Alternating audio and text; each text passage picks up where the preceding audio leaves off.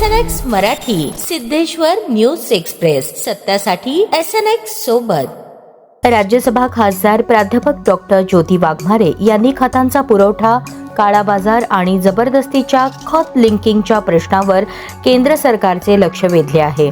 खरीप आणि रब्बी हंगामात शेतकऱ्यांना वेळेवर आणि पुरेशा प्रमाणात खते मिळावीत, कृत्रिम टंचाई निर्माण होऊ नये आणि खतांच्या काळा बाजाराला आळा बसावा या मागण्यांसाठी त्यांनी राज्यसभेत तारांकित प्रश्न उपस्थित केला।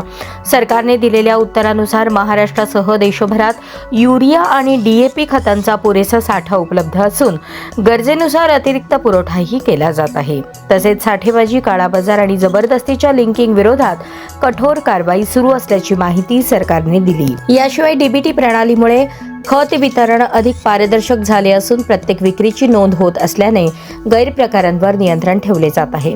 वन नेशन वन फर्टिलायझर योजनेअंतर्गत भारत ब्रँड खतांचा पुरवठा आणि नॅनो युरियाच्या वापरालाही प्रोत्साहन दिले जात आहे।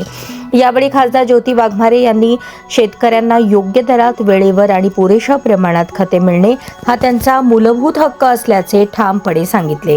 शेतकऱ्यांच्या प्रश्नांसाठी भविष्यातही सातत्याने पाठपुरावा सुरू ठेवणार असल्याची ग्वाही त्यांनी दिली। शेतकरी हिताच्या प्रश्नांना संसदेत प्रभावीपणे मांडणाऱ्या खासदार ज्योती वाघमारे यांच्या या भूमिकेचे राज्यभरातून स्वागत आणि कौतुक होत आहे।